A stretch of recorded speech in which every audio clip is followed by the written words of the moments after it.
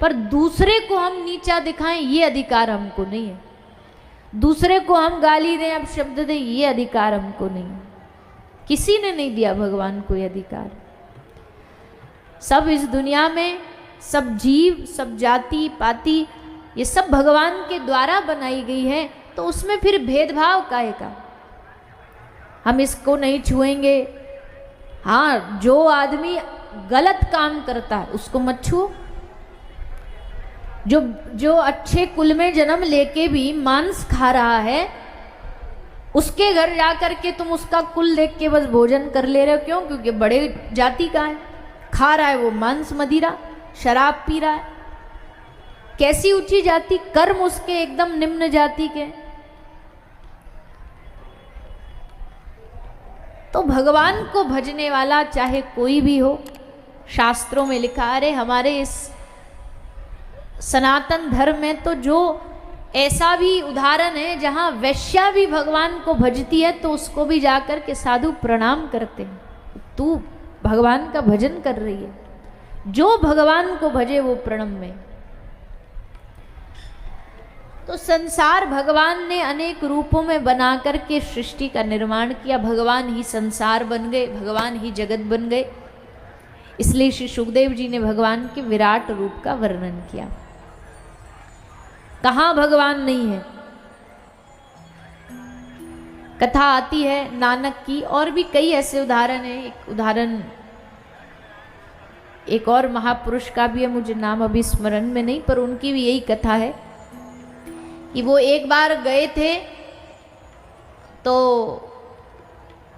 भगवान की जो शिवलिंग थी उसकी ओर चरण पैर करके सो गए।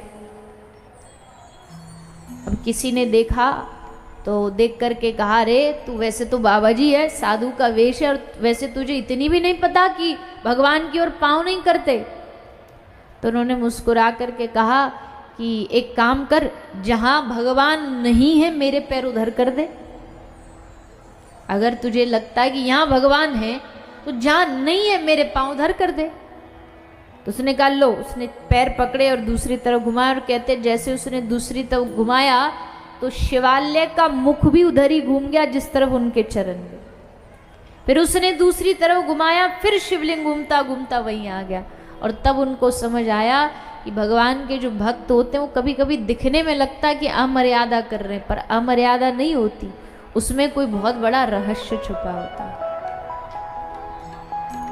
तो भगवान के भक्तों के लिए तो भगवान कण कण में है। उनके लिए भगवान किसी एक ही जगह पर नहीं, एक मंदिर एक तीर्थ में नहीं है, सब जगह पर है। हरि व्यापक सर्वत्र समाना, प्रेम ते प्रगट हो ही मैं जाना। सब जगह भगवान ईश्वर विराजमान है। तो सृष्टि प्रकरण, सृष्टि में ब्रह्मा जी का प्रागट्य भगवान नारायण की नाभि से हुआ। ब्रह्मा जी प्रगटे।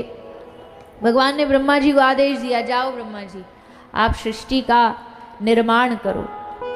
अब ब्रह्मा जी बेचारे बड़े संशय में पड़ गए। सृष्टि का निर्माण हमारे तो बस की बात नहीं, हमसे तो एक मच्छर भी ना बने, कैसे करें सृष्टि का निर्माण। भगवान ने कहा उसके लिए तुम भजन करो, तप करो, तब से तुमको बल मिलेगा, फिर तुम सृष्टि का निर्माण कर पाओगे। तब ब्रह्मा जी गए, सहस्त्र वर्षों तक तप किया, और तब श्री ब्रह्मा जी ने सृष्टि का रचना करी। आगे श्री सुखदेव जी महाराज उद्धव और विदुर जी का संवाद सुनाते हैं। एक बार श्री उद्धव और विदुर जी का मिलन हुआ है। ये बात है जब भगवान चले गए, पृथ्वी छोड़ के जब चले गए, उसके बाद का ये प्रसंग है, उद्धव और विदुर का मिलन। तो उद्धव जी विदुर जी को प्रणाम करते हैं, विदुर जी उद्धव जी को प्रणाम करते हैं। दोनों एक दूसरे को कहते हैं आप बड़े भक्त हो, आप बड़े भक्त हो। जब भी दो भक्त मिलेंगे तो वहां आप होगा, और जब दो संसारी मिलेंगे तो वहां मैं होगा, कि हम बड़े हम बड़े। तो उद्धव जी कहते हैं विदुर जी को आप बड़े हो, आपके घर भगवान आए। विदुर जी कहते हैं अरे बड़े तो आप हो कि भगवान ने आपको अपना मित्र कहा, सखा कहा। उद्धव जी ने कहा आप कह रहे हो, चलो मान लेते हैं, पर एक बात कहें, जाते जाते भी भगवान ने आपको याद किया कि उद्धव विदुर मिल जाए तो उसको मेरी याद देना।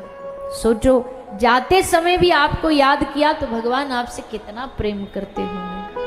और आपके लिए भगवान का जो प्रेम है ये किसी से छुपा हुआ थोड़ी है, सारा जगत जानता है, सारी दुनिया जानती है। जब भगवान दुर्योधन के दरवाजे पर आए और दुर्योधन को समझाया, विदुर जी ने तो पहले ही ये कोशिश कर ली थी, लेकिन दुर्योधन ने विदुर जी का खूब अपमान किया, भरी सभा में अपमान किया। विदुर जी चाहते तो अपने अधिकार का उपयोग कर सकते थे, पर विदुर जी ने सोचा कि अब बहुत हुआ, अब यहाँ रहना ठीक नहीं।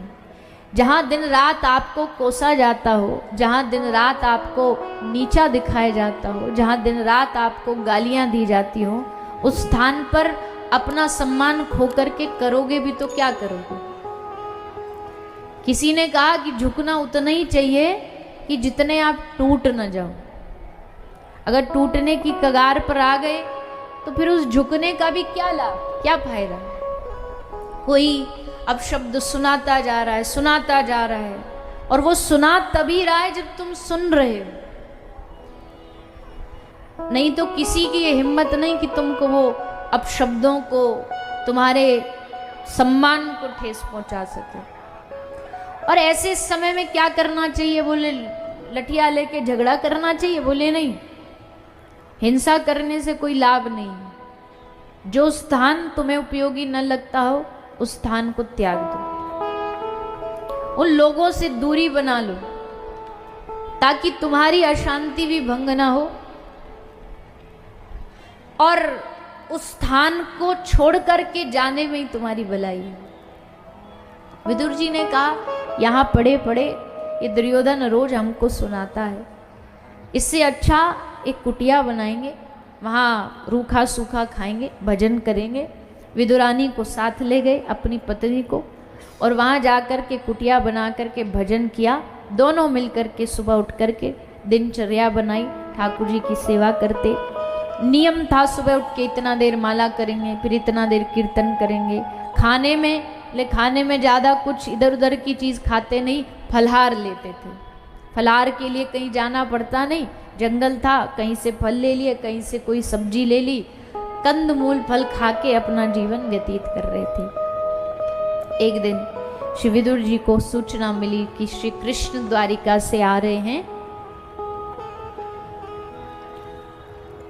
दुर्योधन के पास। विदुर जी के मन में भाव जागा, काश भगवान हमारी झोपड़ी में आ जाए, हमारी कुटिया में आ जाए। भगवान ने कहा, मन में तो आ गया कि भगवान हमारी कुटिया में आ जाए, पर कहने की, बोलने की हिम्मत नहीं हुई। कैसे कहें, कैसे बोले। भगवान के सामने तो इतने बड़े बड़े राजा हाथ फैलाए खड़े होंगे, उनके द्वार पर निवेदन करने खड़े होंगे, भला हम जैसों की वहाँ क्या पूछोगी।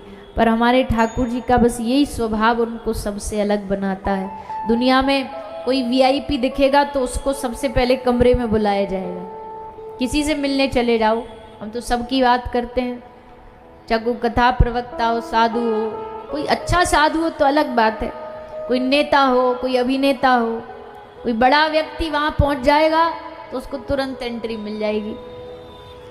कोई बड़ा व्यक्ति घर भी बुलाएगा तो भी उसको आज्ञा मिल जाएगी कि भाई हाँ तुम्हारे घर आ जाएंगे।